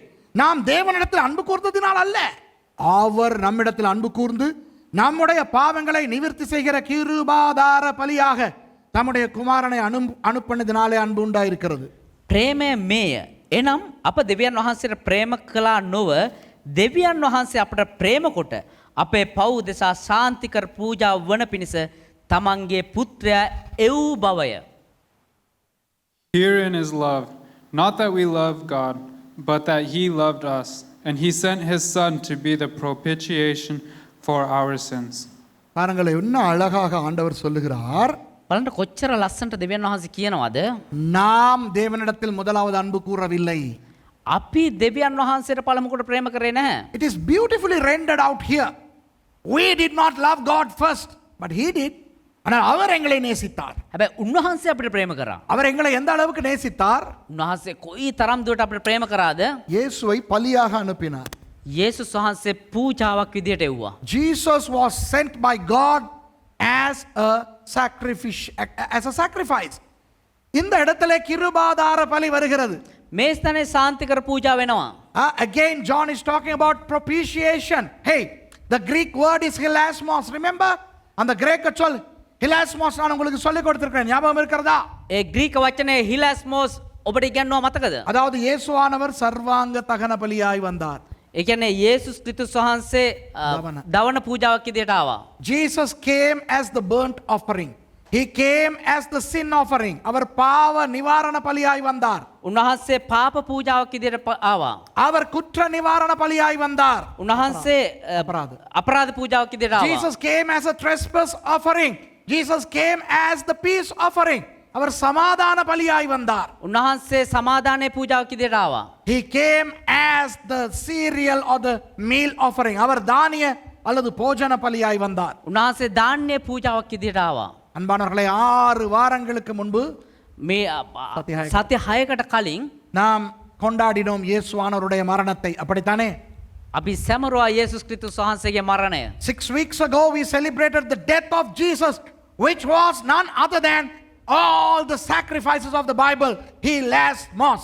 அது இயேசுவானவர் சகல பலிகளாகவும் எங்களுக்காக மரித்ததை காட்டுகின்றது. ඒ කියන්නේ එතනින් පෙන්නනවා යේසුස් ක්‍රිස්තුස් වහන්සේ හැම පූජාවක් විදිහටම අපි වෙනුවෙන් මැරුණ එක. முன்னர் இதே பாடத்தில் நான் உங்களுக்கு இந்த ஒவ்வொரு பலியை ஒவ்வொரு ஞாயிற்றுக்கிழமையாக 5 ஞாயிற்றுக்கிழமைகள் கற்றுக் கொடுத்திருக்கிறேன். මීට කලින් මේ පාඩම තුලම සති 5ක් තිස්සේ එක එක පූජාවන් ඔබට ඉගැන්නුවා මේ ආකාරයෙන්ම. In talking about hilasmos, I took 5 Sundays to explain to you how Jesus died as all those 5 offerings. Let's go to verse 11. 11வது வசனத்துக்கு போவோம். අපි 11 වෙනි පදයට යමු. மறுபடி அகாபேட்டே வருகிறது. பிரியமானவர்களே, தேவன் இவ்விதமாய் நம்மிடத்தில் அன்பு கூர்ந்திருக்க நாமும் ஒருவரிடத்தில் ஒருவர் அன்பு கூற கடனாளிகளாய் இருக்கிறோம். ප්‍රේමවන්තයනි, දෙවියන් වහන්සේ මෙසේ ප්‍රේම කළසේක් නම් අප විසිනුත් එකිනෙකාට ප්‍රේම කළ යුතුය. Beloved, if God so loved us, we ought also to love one another. நாம் மற்றவர்களை எப்படி அன்பு கூற வேண்டுமாம்? අපි අනිත් අයට කොහොමද ප්‍රේමය දක්වන්න ඕනේ නම් அன்பு கூற அவர்கள் தகுதியானவர்களாய் இருக்கிறபடியினால் அல்ல. ප්‍රේමය ලබන්ට ඔවුන් සුදුස්සන් විදියට සිටින නිසාම නොවේ. Christians, you need to really take this on board. We should not love others because they are lovable or they are worthy of our love. நம்முடைய அன்பை பெற்றுக்கொள்ள அவர்கள் தகுதியுடையபடியினால் அல்ல. අපේ ප්‍රේමය ලබන්ට ඔවුන් සුදුස්සන් නිසා නෙවෙයි. அவர்களுக்கு எந்த தகுதியும் இல்லாவிட்டாலும் ඔවුන්ට මොන සුදුසුකම නැති වුණත් நாம் அவர்களை அகாபே அன்பால் அன்பு கூற வேண்டும். අපි ඔවුන්ට අගාපේ ප්‍රේමයෙන් ප්‍රේම කළ යුතුයි. கவனிங்க. හොඳට අවධානය. இதிலே தான் கிறிஸ்தவர்களுக்கு நான் ஒரு காரியத்தை கற்றுக் கொடுக்க விரும்புகிறேன். මෙතන තමා කිතුනුවන්ට එක කාරණාවක් උගන්වන්නට කැමති වෙන්නේ. I would like to really teach something here. Maybe if it is time consuming, let's stop. If not, we'll go to verse 12 later. இதில் நான் கூட நேரம் எடுத்தால் இதோடு முடிப்போம், அல்லது 12வது வசனத்துக்கு நேரம் இருந்தால் போகலாம். මේකේ වැඩිපුර වෙලාවක් ගත්තා නම් එහෙම මේ පදයට එක්ක මෙහෙම නවත්තමු. එහෙම නැත්නම් අපි 12 වෙනි පදයට යමු. இன்றைக்கு கிறிஸ்தவர்களுக்கு ஒரு பெரிய பிரச்சனை இருக்கிறது. අද කිතුනුවන්ට ලොකු ප්‍රශ්නයක් තියෙනවා. யாரை அன்பு கூறுவது, කාටද ප්‍රේමය දක්වන්න ඕනේ, யாரை அன்பு கூறக்கூடாது, කාටද ප්‍රේමය දක්වන්න හොඳ නැත්තේ, அன்பு கூறும் பொழுது என்ன செய்ய வேண்டும், ප්‍රේමය පෙන්වද්දි මොනවද කරන්න ඕනේ, என்ன செய்யக்கூடாது, මොනවද කරන්න හොඳ නැත්තේ, இதெல்லாம் தெரியாத நிறைய கிறிஸ்தவர்கள் தங்கள் வாழ்க்கைகளில் தடுமாறிக் கொண்டிருக்கிறார்கள். මේ දේවල් දන්නේ නැති බොහෝ කිතුනුවන් තමුන්ගේ ජීවිතේ උඩු යටි කරගෙන දඟලනවා. Many Christians are really struggling as to how we should love others and to what extent should we go to demonstrate that love. All that kind of stuff. நான் உங்களுக்கு கொஞ்சம் நேரம் எடுத்து இதை விளக்கப்படுத்த போகிறேன். මවට මේක පොඩ්ඩක් වෙලාව අරගෙන විස්තර කරන්න කැමති I'm going to explain this a little bit in detail. எதன் அடிப்படையில் என்றால் நான் நினைக்கிறேன் உங்களுக்கு இந்த அத்தனை விதமான அன்புகளை பற்றியும் தெரியும் என்று நினைக்கிறேன். ඔබට අපි උගන්වව ඒ හැම ප්‍රේමයක් ගැනම දැන් දන්නවා කියලා හිතනවා. Now I take for granted that you know the different love that has been expressed in the Bible. Now listen to this very carefully. It's going to bless you. Okay? இது உங்களை ஆசீர்வதிக்க போகிறது. நான் உங்களுக்கு சொல்லிக் கொடுக்க போவது. මේ තුලින් ඔබ ආශිර්වාද ලබන්න යනවා. මේක ඔබට උගන්වන්න යනවා. இப்போ புதிய ஏற்பாட்டில் ஒரு வசனம் இருக்கிறது அல்லவா? දැන් අලුත් කිව්ස් මේක පදයක් තියෙනවා. நீ கர்த்தருக்கு காணிக்கையை கொண்டு வரும் பொழுது ඔබ දෙවියන් වහන්සේට පූජාව රැගෙන එද්දී உன் சகோதரனுக்கு உண்மையில் ஏதாவது ஒரு இடரல் இருந்தால் ඔබ ඔබේ සහෝදරයත් එක්ක මොකක් හරි ප්‍රශ්නයක් තිබුණා නම් நீ அந்த காணிக்கையை அங்கேயே வைத்துவிட்டு ඔබ මේ පූජාව එහෙම්මම තියලා முதலிலே போய் அவனோட ஒப்புரவாகி விட்டு அப்புறம் வந்து இந்த காணிக்கையை செலுத்தென்று. ඉස්සරෝම ගිහිල්ලා ඔබේ සහෝදරයත් එක්ක සමාදාන වෙලා ඊට පස්සේ ඇවිල්ලා පූජාව ඔප්පු කරන්න කියලා. You know, there is a verse in the New Testament where Jesus says, now when you bring your offering and if you know your brother has something against you, leave the offering there, go and reconcile with your brother, then come back and give the offering. இப்போ இந்த மாதிரியான வசனங்களை வைத்துக்கொண்டு දැන් මේ වගේ පද තියාගෙන எல்லாரையும் அன்பு கூற வேண்டும் හැමෝටම ප්‍රේම කරන්න ඕනේ என்ற கிறிஸ்தவர்கள் உருண்டு பிறண்டு தங்களை காயப்படுத்தி கொண்டிருக்கிறார். මෙහෙම කියාගෙන කිතුනුව දඟලගෙන තමුන්වම තුවාල කරගන්නවා. So Christians don't know where to draw the line. So these verses and some other verses like love one another, you know, Christians have done wrong things, thereby hurting themselves. இதனால் தான் அநேக சபைகள் வெளிநாடுகளிலே මේ නිසා තමයි පිටරට බොහෝ සභාවල பாவிகளை பாவத்தோடு நேசித்து உள்ளே வைத்திருக்கிறது. පෞකාරයන්ව ඒ පාපයත් එක්කම පිළි අරගෙන ඇතුලේ තියාගෙන ඉන්නේ. That is why in many Western countries the church has allowed the sinners to come in with their sin. Why? Because of the love. இப்போ நான் உங்களுக்கு இதை சொல்லிக் கொடுக்க போகிறேன். දැන් ඔබට මේක මම උගන්වන්න යනවා. என்னுடைய தனிப்பட்ட வாழ்க்கையிலே දේවදාසගේ පෞද්ගලික ජීවිතේ அன்பை பற்றி இவ்வளவு பேசுகிற நான் ප්‍රේමය ගැන මෙච්චර කතා කරන මම ஒரு சிலரை விட்டு நான் விலகி இருக்கிறேன். සමහර අයගෙන් අයින් වෙලා ඉන්නවා. You know, Suresh Ramachandran, who talks a lot about love and all that kind of stuff, I am away. I'm maintaining a safe distance from a lot of people. அதாவது குடும்பத்திலேயா இருக்கலாம், சொந்தக்காரர்கள் மத்தியிலேயா இருக்கலாம், ඒ කියන්නේ පවුලේ වෙන්න පුළුවන්, නෑදෑයෝ අතර වෙන්න පුළුවන්. என்னோடு ஒன்றாய் படித்த என்னுடைய சக அவர்களோடையா இருக்கலாம். දේවදාසයත් එක්ක එකට ඒ දවස්වල ඉගෙන ගත්ත ඒ කාලේ හිටපු ශිෂ්‍යයෝ වෙන්න පුළුවන්. என்னுடைய நண்பர்களாய் இருக்கலாம். දේවදාසයාගේ යහළුවෝ වෙන්න පුළුවන්. பாருங்க, நான் எத்தனை 50 வருடங்களுக்கு மேலாக நான் இந்த உலகத்திலே வாழ்ந்து விட்டேன். අවුරුදු 50කට වැඩිය මම මේ ලෝකෙ දැන් ජීවත් වෙලා තියෙනවා. அப்ப எனக்கு எத்தனை நண்பர்கள் இருந்திருப்பார்கள், ඒතොර මට කොච්චර යාළුවෝ ඉඳලා ඇද්ද? எத்தனை உறவினர்கள் இருந்திருப்பார்கள், කොච්චර සම්බන්ධකම් තියෙන අය ඉඳලා ඇද්ද? அந்த உறவினர்களுக்கு பிள்ளைகள் பிறக்கும், அந்த பிள்ளைகளுக்கு பிள்ளைகள் பிறக்கும் என்ற தெய்வமே, எவ்வளவு பேர் இருப்பார்கள் எனக்கு. ඒ සම්බන්ධකම් තියෙන කට්ටියට දරුවෝ ඉපදිලා ඇති, ඒගොල්ලොන්ගටත් ඒගොල්ලොන්ගේ දරුවෝ ඉපදිලා ඇති, කොච්චර සම්බන්ධකම් තිබිලා ඇද්ද? I have been living on this earth for over a half a century. So how many friends would I have? How many relatives would I have? And their children and their children. Boy, there are a lot of people who know me, who I know. நான் என்னை அறிந்த நிறைய பேர் இருக்கிறார்கள். මාව අඳුරන බොහෝ දෙනෙක් ඉන්නවා. அவர்களில் சில பேரோடு ඒ අයගෙනුත් සමහර අය நான் பேசுவது கூட கிடையாது. ඒ අයගෙනුත් සමහර අයත් එක්ක මම කතා කරන්නවත් නැහැ. With some of those people I don't even talk. உடனே நிறைய பேர் என்ன தெரியுமா கேட்பாங்க? ඒතොර සමහරු මොනවද දන්නද අහන්නේ? நீங்க பாஸ்டர், වා පාස්ටර් කෙනෙක්, நீங்க கிறிஸ்டியன், වා කිතුණුවෙක්. ஆனா நீங்க இந்த உலகத்தை உங்க மாதிரி நீங்க சண்டை பிடிச்சிக்கிட்டு பேசாம இருக்கிறீங்களே. ඒ වුණාට ඔයා ලෝකේ කට්ටිය වගේ නිකන් රණ්ඩු කරගෙන මේ කතා කරන්න තින්නවනේ. இல்லை, என்னோடு பேச விரும்பாதவர்களை நிம்மதியாய் வாழ வைத்துக்கொண்டு நான் அமைதியாய் இருக்கிறேன். එහෙම නෙමේ, මගෙත් එක්ක කතා කරන්න අකමැති අයට ඒගොල්ලොන්ගේ පාඩුවේ ඒගොල්ලොන්ට සැනසීමේ ජීවත් වෙන්න අතෑරලා මම මගේ පාඩුවේ ජීවත් වෙනවා. You know, I don't talk to some people. Why? Because they don't want me to talk to them. Let me tell you something. If you have somebody in your life who don't want you in their house, if they don't want you in their lives, keep away from them. உங்களை எங்கள் வீட்டுக்கு வர வேண்டாம் என்று சொல்லுகிற, ඔබට කවුරු හරි කියනවා නම් මගේ ගෙදරට එන්න එපා කියලා, உங்களோட எங்களுக்கு உறவு வேண்டாம் என்று சொல்லுகிற ඔහත් එක්ක අපිට සම්බන්ධකමක් අවශ්‍ය නැහැ කියනවා නම්, யாராவது உலகத்தில் இருந்தால் එහෙම කවුරු හරි ලෝකේ ඉන්නවා නම් நீங்கள் அவர்களை விட்டு தூரமாய் இருங்கள். ඔබ ඔවුන්ගේ සිට දුරින් සිටින්න. அவர்களுக்கு நீங்கள் எந்த அன்பு காட்டக்கூடாது என்று சொல்லுகிறேன். ඔබ ඔවුන්ට මොනම ප්‍රේමයක්වත් දක්කන්න හොඳ නෑ කියලා කියනවා. මොන ප්‍රේමද දක්වන්න හොඳ නැත්තේ කියලා මං කියලා දෙන්නම්. Let me teach you what love you shouldn't show them. Don't show them phileo love. அவர்களுக்கு phileo அன்பை காட்ட போக வேண்டாம். ඔවුන්ට ඒ ෆිලියෝ ප්‍රේමය දක්වන්න යන්න එපා. அவர்கள் உங்களுடைய அன்பை வேண்டாம் என்று நிராகரித்திருக்கிறார்கள். ඇයි කියනවා නම් ඔවුන් ඔබගේ ප්‍රේමය එපා කියලා ඔබ අයින් කරලා තියෙනවා. Because they don't want your phileo love, so don't give them that love. Don't give them the storge love. அவர்களுக்கு இருதயத்திலிருந்து வருகிற பரிதாபம், கருணை, இரக்கம் காட்ட போக வேண்டாம். ඔවුන්ට ඔබේ හදවතේ සිටිනාවේ කරුණාව, අනුකම්පාව, පව් කියලා හිතන ගතිය ඒ මොකුත් පෙන්වන්න එපා. ஒரு நாள் එක දවසක්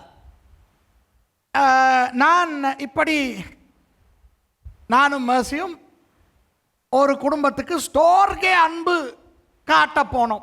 දේවදාසයා සහෝදරි මර්සිත් එක පවුලකට ස්ටෝර්ගේ ප්‍රේමය දක්වන්න ගියා. You know, Mercy and I one day tried to show storge love to somebody.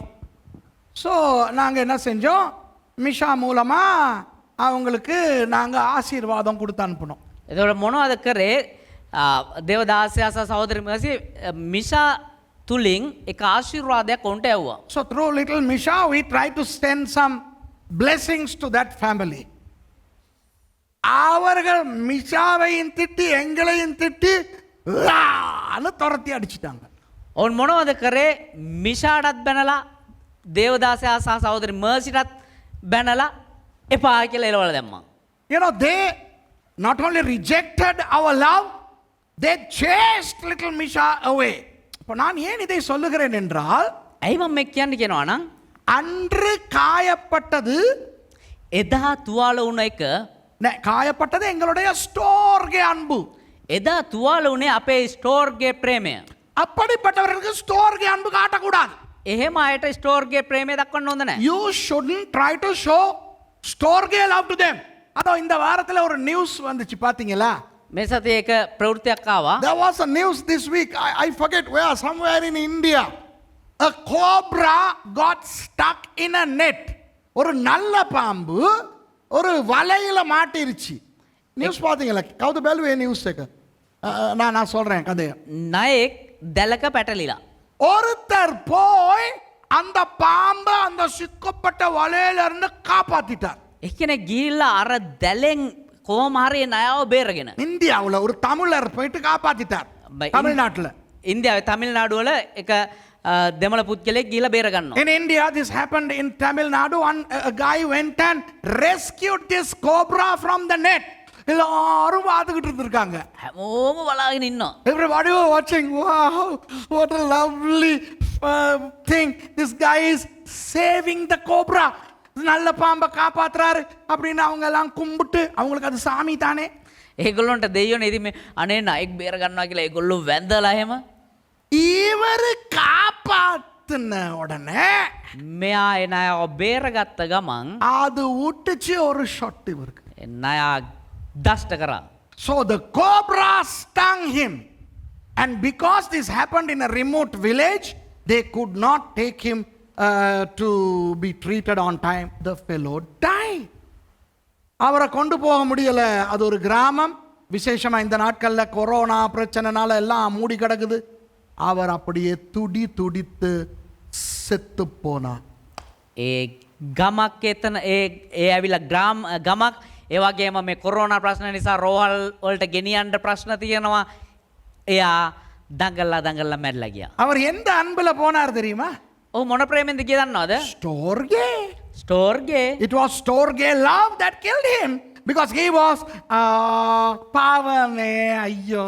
ඒ කියන්නේ අයියෝ උනේ.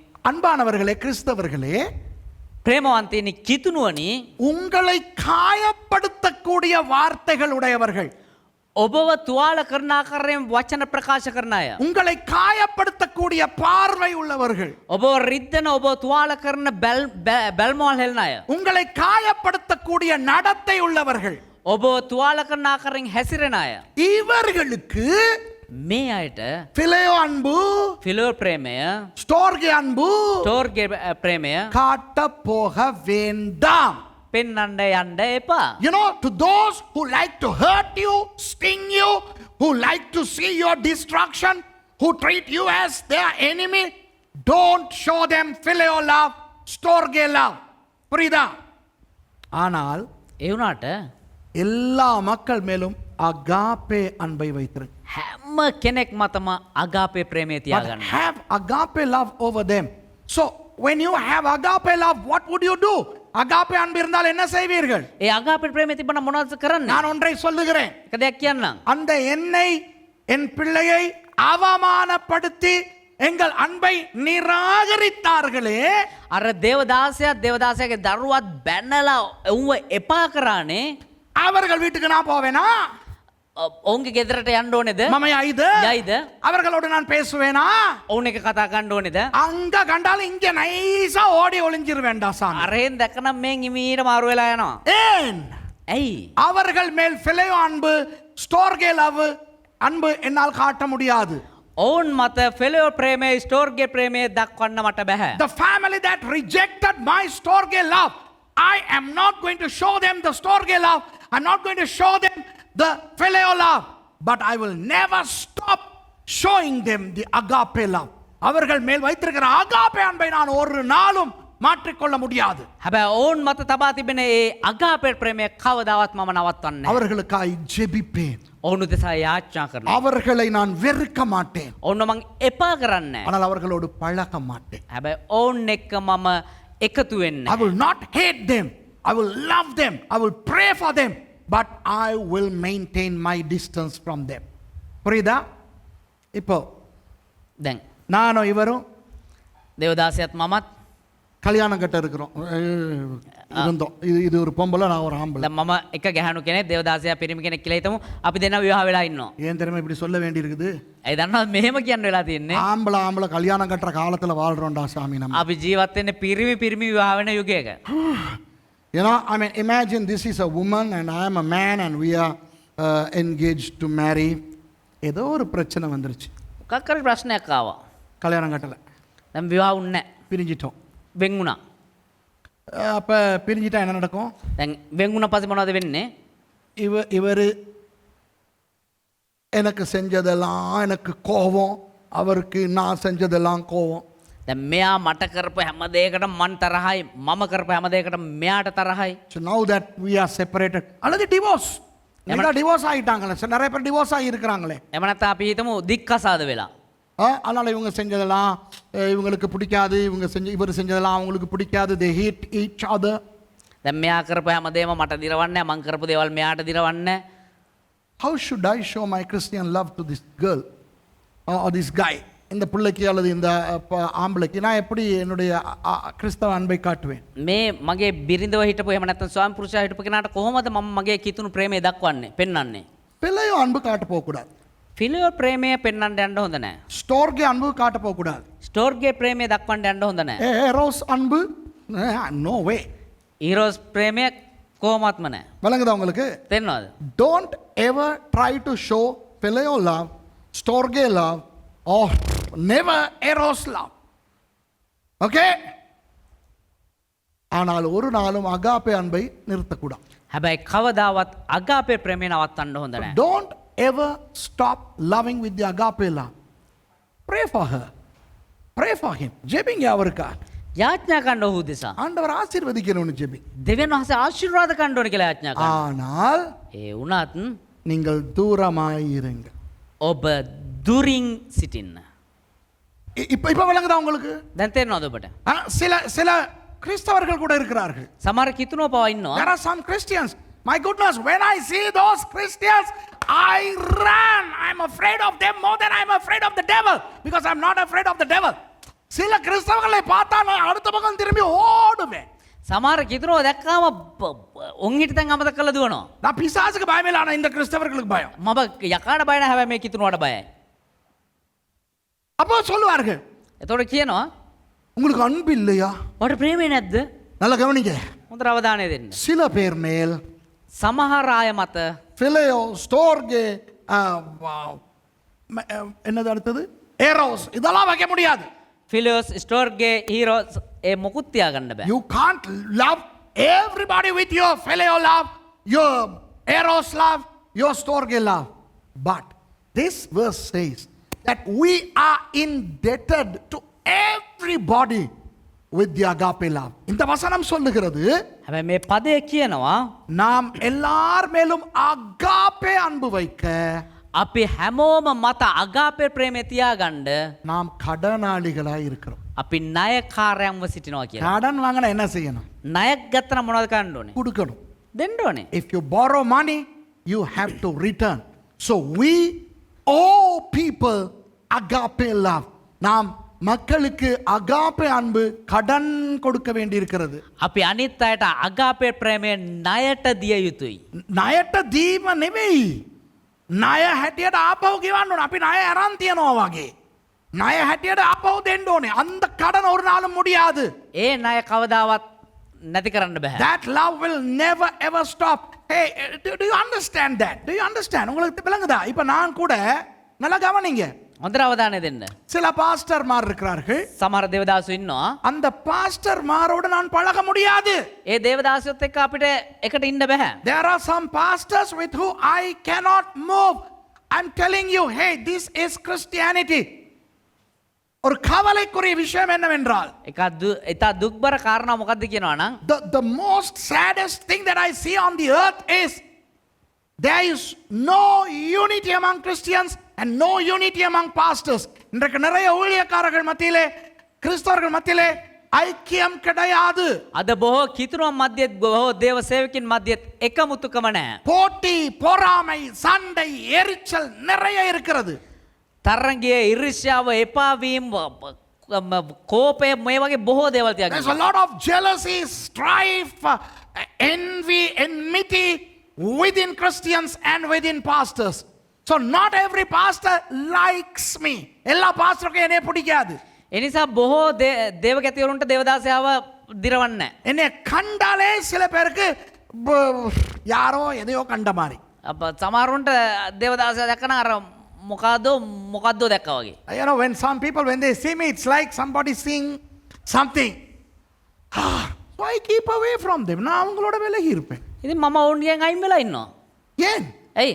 அவர்களுக்கு பிலையோ ஸ்டோர்கே அன்பு நான் காட்டப் போவதில்லை. ඔවුන්ට ෆිලයෝස් ස්ටෝර්ගේ ප්‍රේමය දක්වන්න මම යන්නේ නැහැ. அவர்கள் மேல் அகாப்பே அன்பு நான் வைத்திருக்கவே வேண்டும். හැබැයි ඔවුන් මත මං අගාපේ ප්‍රේමය තබාගත යුතුමයි. I may not be able to show them the phileo love or the storge love, but I should have agape love.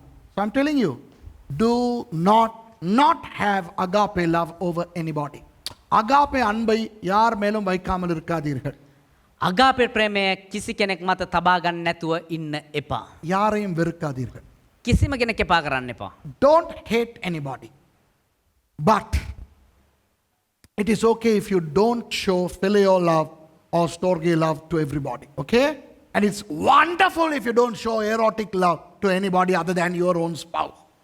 மற்ற எல்லாருக்கும் நீங்கள் phileo அன்பையோ storge அன்பையோ காட்ட முடியாது. අනිත් හැමෝටම බෑ. ඔබට බෑ හැමෝටම phileo ප්‍රේමය storge ප්‍රේමය පෙන්වන්න. ඔබගේ සහකාරිය හැර වෙන කාටවත් ගිහිල්ලා ඒරෝස් ප්‍රේමය පෙන්වන්න නම් හදන්න එපා. හරිද? හැබැයි ஆனால் எல்லார் மேலும் அகாப்பே அன்பை வையுங்கள். ඒ වුණාට හැම කෙනෙක් මතම අගාපේ ප්‍රේමය තබා அடுத்த ගන්න. வசனத்தோடு முடிப்போம். 12வது வசனத்தோடு முடிப்போம். 12 වෙනි පදයට එක්ක අවසන් කරමු. Let's finish with the next verse. தேவனை ஒருவரும் ஒருபோதும் கண்டதில்லை. நாம் ஒருவரிடத்தில் ஒருவர் அன்பு கூர்ந்தால் தேவன் நமக்குள் நிலைத்திருக்கிறார். அவருடைய அன்பும் நமக்குள் பூரணப்படும். කිසිවෙක් කිසි කලක දෙවියන් වහන්සේව දුටුවේ නැත. අපි එකිනෙකට ප්‍රේම කරමු නම් දෙවියන් වහන්සේ අප තුල සිටිනසේක. උන්වහන්සේගේ ප්‍රේමයද අප තුල සම්පූර්ණ වී තිබේ. No man hath seen God at any time. If we love one another, God dwelleth in us, and his love is perfect in us. தேவனை ஒருவரும் ஒருபோதும் கண்டதில்லை என்று பைபிள் சொல்லுகிறது. දෙවියන් වහන්සේව කිසිම කෙනෙක් කවදාවත් දැකලා නැහැ කියලා බයිබලෙම කියනවා. ஆனால் சில பேர் சொல்லுகிறார்கள் அவர்கள் காணுகிறார்களாம். හැබැයි සමහරව කියනවා ඒගොල්ලෝ දැක්කලු කියලා. The Bible says nobody has ever seen God ever. But then there are some people who say they still stop. Some people, you know, they undertake weekly tours to heaven and they go and see God and come. சில பேர் பரலோகத்துக்கு ஒவ்வொரு வாரமும் போய் வருகிறார்கள், தேவனை காணுகிறார்கள். அது எனக்கு பிரச்சனை இல்லை. සමහරු සතියකට සැරයක් ස්වර්ගයට ගිහලා දෙවියන් වහන්සේව දැකලා එනවා. මට ප්‍රශ්න නැහැ කිතින්. பைபிள் சொல்லுகிறது ஒருவனும் ஒருபோதும் கண்டதில்லை. බයිබලයේ කියනවා කවදාවත් කිසිම කෙනෙක් දෙවියන් වහන්සේව දැකලා නැහැ இதுல කියලා. ஒரு விஷயத்தை நான் விளக்கப்படுத்தவா? මෙතන එක දෙයක් ඔබට විස්තර කරන්නද? உங்களுக்கு தெரியுமா, மோசே, அன்றைக்கு நான் இஸ்ரவேலுக்கு இதை சொன்னேன். இங்க பாருங்க, மோசே ஆண்டவரை பார்க்க வேண்டும் பார்க்க வேண்டும் பார்க்க வேண்டும் என்று துடித்தார். මෝසෙස් ඇවිල්ලා දෙවියන් වහන්සේ ඔබ වහන්සේව මට දකින්න ඕනේ දකින්න ඕනේ දකින්න ඕනේ කියලා දඟලගෙන හිටියා. Remember, Moses was, he was insisting to see God. Lord, I want to see you. I want to see you. I want to see you. ஆண்டவர் மோசே மேல் பயங்கர அன்பு வைத்திருந்தார் இல்லையா? දෙවියන් වහන්සේ මෝසෙස් මත ඉතාමත් ප්‍රේමය තියාගෙන හිටියා. எரிகிற செடியிலிருந்து காட்சி கொடுத்திருக்கிறார். ඒ ඇවිලෙන ගිනි පඳුරෙන් එළියට දැක්කුවා. அக்கினியாக மேகமாக இறங்கி காட்சி கொடுத்திருக்கிறார். ඒ ගිනි ටැඹ වලා ටැඹ ආකාරයෙන් උන්වහන්සේ ප්‍රකාශ වුණා. இதெல்லாம் போதாது என்று இவன் சொல்கிறான், இல்லை இல்லை எனக்கு நான் காணவே வேண்டும் என்று. මේ සේරම මදි කියලා දැන් මට ඔබ වහන්සේ දකින්න ඕනේ දකින්න ඕනේ දකින්න ඕනේ කියලා ඉන්නවා. Of course, God appeared to Moses through a burning bush, through clouds, through fire. But then this fellow wants to see God face to face. And God came to a point where he could not say no anymore. அவன் மோசே ஆண்டவரை ஒரு நிலைமைக்கு கொண்டு வந்தான், இனி ஆண்டவரால் முடியாது என்று சொல்லவே முடியாது. දැන් දෙවියන් වහන්සේව එක තත්වයකට ඔහු ගෙනාවට පස්සේ දැන් දෙවියන් වහන්සේට එයාට බෑ කියන්න බැරි තත්වයක් ඇවිල්ලා තියෙන්නේ. என்ன சொன்னார்? මොනවද කිව්වේ? இப்படி சொன்னாரா? මෙහෙම කිව්වද? Did God say like this? ஒரு பெரிய வாக மரம் இருக்கு தானேடா, අර ලොකු මාර්ගහක් තියෙනවානේ. அதுல பின்னால போய் நின்றுக்கோ, ඒකේ පිටිපස්සට ගිහිල්ලා ඉන්න.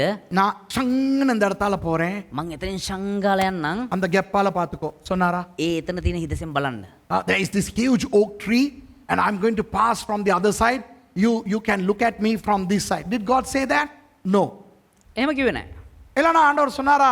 ஒரு பெரிய மலை இருக்கிறது, அந்த மலையினுடைய இடுக்கு இருக்கிறது, நான் அந்த பக்கத்தால போறேன், நீ இந்த பக்கத்தால பாரு சொன்னாரா? එතකොට එහෙම නැත්නම් දෙවියන් වහන්සේ කිව්වද ලොකු කන්දක් තියෙනවා ඒ කන්ද මෙහෙම පලායන මම මේ පැත්තේ ඉඳන් එහා පැත්තට යන්නම් එතන ඉඳන් ඔබ බලන්න කියලා කිව්වද? Did God say there is this huge mountain and there is a gap, now you stay on this side, I will pass on the other side, you can see me? No.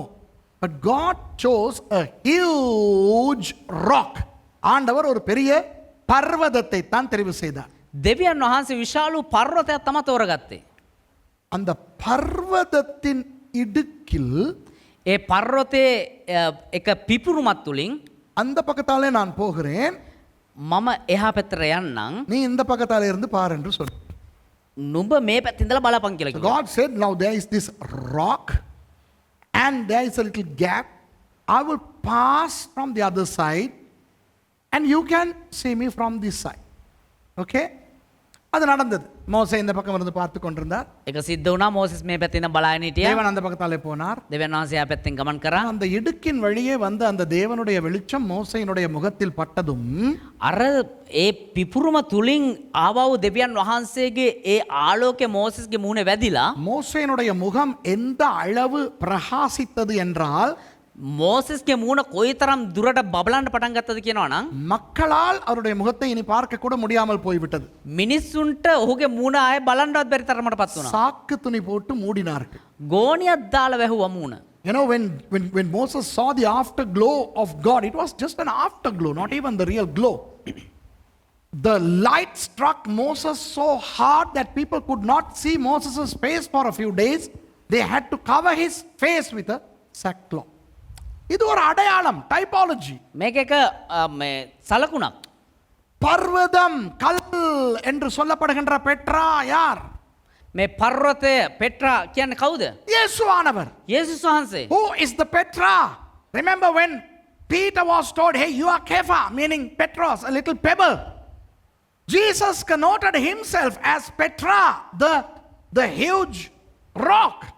பேதுருவை பார்த்து, சீமோனை பார்த்து, நீ கேபாவா இருக்கிறாய், நீ பெட்ரோஸாய், ஒரு சின்ன கூழாங்கல்லா இருக்கிறாய் என்று சொன்ன பொழுது පේට්‍රුස් දිහා බල්ලෙල්ලා උඹ කේපා එහෙම නැත්නම් පෙට්‍රෝස් කියලා කිව්වා. අර ඒ කියන්නේ පොඩි චූටි ගලක් කියලා පෙන්නුවා.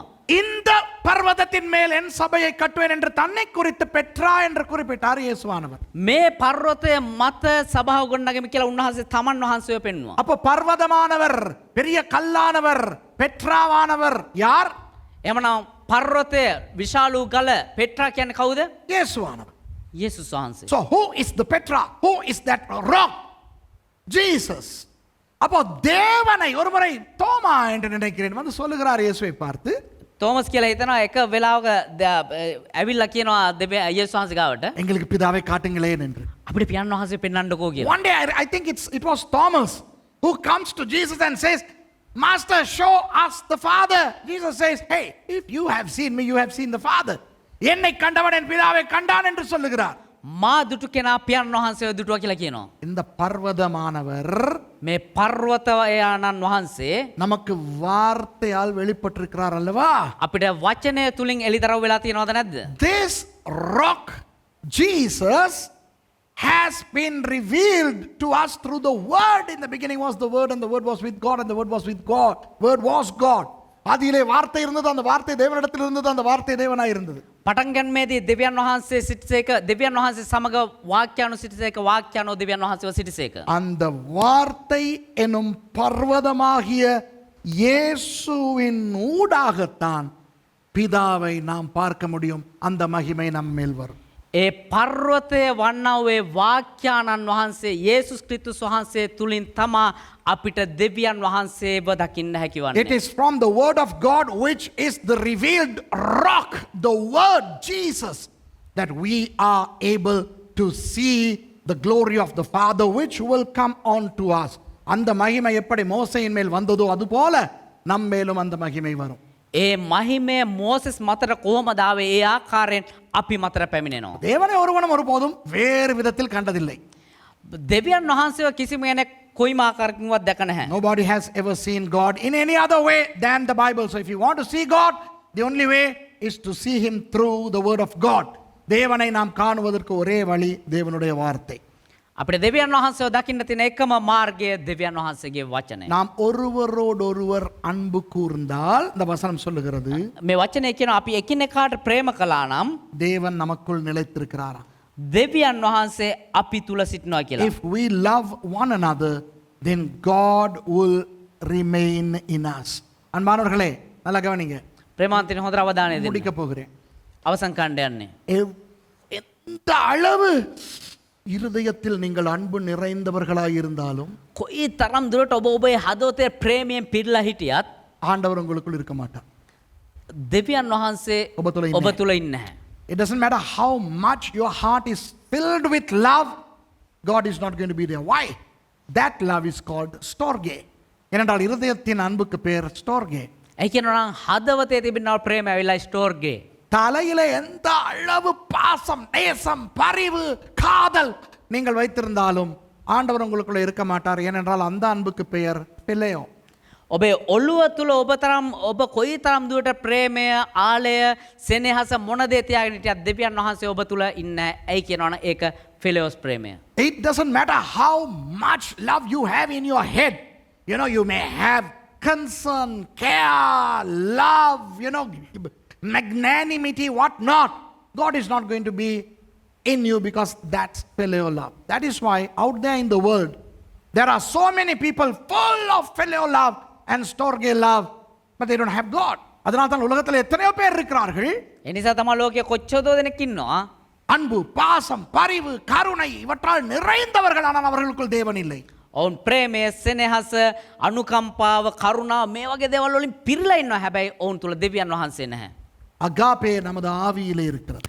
අගාපේ අපේ ආත්මය තුල තිබෙන්නේ. Agape love is in our hearts. And if we love others with the agape love, then God is going to remain in us. நாம் மற்றவர்களை agape அன்பால் நேசிக்கும் பொழுது අපි අනිත් අයට අගාපේ ප්‍රේමයෙන් ප්‍රේම කරද්දී ஆண்டவர் நமக்குள் நிலைத்திருக்கிறார். දෙවියන් වහන්සේ අපි තුල සිටිනවා. அவருடைய அன்பும் நமக்குள் பூரணப்படும். උන්වහන්සේගේ ප්‍රේමය අපි තුල සම්පූර්ණ His වෙනවා. love would be confirmed in us. Okay? ஆண்டவர் என்ன சொல்லுகிறார் தெரியுமா? දෙවියන් වහන්සේ මොනවද කියන්නේ දන්නවද? அன்பானவர்களே, ප්‍රේමවන්තයිනි. அந்த அன்புகளின் வித்தியாசத்தை புரிந்து கொண்டு பழகுங்கள். මේ ප්‍රේමේ වෙනස්කම් තේරුම් ගන්න ඉස්සරෝම Try to be able to distinguish these different loves. Okay? Now don't try to love everybody with phileo and storge and eros love. அந்த phileo storge eros அன்பினால் எல்லாரையும் நேசிக்க போகாதீர்கள். අර ෆිලයෝස් ස්ටෝර්ගේ ඊරෝස් ප්‍රේම වලින් හැමෝටම ප්‍රේම කණ්ඩ උත්සාහ ගන්න එපා. phileo அன்பு வேண்டும், ෆිලයෝ ප්‍රේමය ඕනේ. storge அன்பு வேண்டும். ස්ටෝර්ගේ ප්‍රේමය ඕනේ. ஆனால் அது பெற தகுதியுடையவர்களுக்கு மட்டும்தான். හැබැයි ඒක ඒ සුදුසුකම් තියෙන අයට විතරයි. You can give that love only to those who are willing to receive it. Okay? Keep away from those who don't want your love. உங்களுடைய அன்பு தேவையில்லை என்று சொல்லுகிறவர்களை விட்டு நீங்கள் விலகி இருங்கள். ඔබේ ප්‍රේමය අනවශ්‍ය කට්ටියන්ට ඔබ අනවශ්‍ය නම් ඒ අයට ඒගොල්ලොන්ගෙන් අයින් වෙලා ඉන්න ඔබ. கிறிஸ்தவர்கள் செய்கிற முக்குத்தனமான வேலை இதுதான். කීතුනුව කරන්න මෝඩම් වැඩ මේක තමා. தங்களை காயப்படுத்துகிறவர்களோடு இவர்கள் இன்னும் உருண்டு பிறண்டு அவர்களுக்கு அன்பு காட்டிக் கொண்டிருப்பார்கள். තමුව තුවාල කරන අයට තව තව ලම් වෙන්න උත්සාහ කරගෙන ඒගොල්ලොන්ගෙන් තව තව තුවාල වෙගෙන ඉන්නවා. You know, one of the mistakes Christians commonly, a common mistake that a lot of Christians commit is that they try to go and go over and over again to those people who are constantly hurting them. Now, why? Keep away. Maintain your safe distance. இயேசுவானவர் பரிசேயர்களை நேசித்தார். යේසුස් වහන්සේ පරිසයොන්ට ප්‍රේම කරා. அதற்காக அவர் அவர்களோடு உருண்டு பிறண்டு கொண்டிருக்கவில்லை. හැබැයි එහෙම කියලා උන්වහන්සේ ඔවුන් එක්කම ලම් වෙලා සමීප වෙලා හිටියේ නැහැ. Jesus loved the Pharisees, but he did not just live with them. He did not go and show his love to every Tom, Dick and Harry those days. எல்லாருக்கும் அவர் அன்பு காட்டிக்கிட்டே தெரியல. හැමෝටම ප්‍රේමය දක්වනගෙන දැඟලුවේ නැහැ. ஆனால் எல்லார் மேலும் அகாப்பே அன்பு வைத்திருந்தார். හැබැයි හැමෝම මත අගාපේ ප්‍රේමය அதனால் තියාගත්තා. தன்னை சிலுவையில் அறைந்தவர்களையே மன்னித்தார். ඒ නිසා තමුව කුරුසේ අනගහන අයටත් උන්වහන්සේ සමාව දුන්නා. He forgave even those who crucified him because he agape loved everybody. So my dear fellow Christians, agape love everybody, even those people who hate you.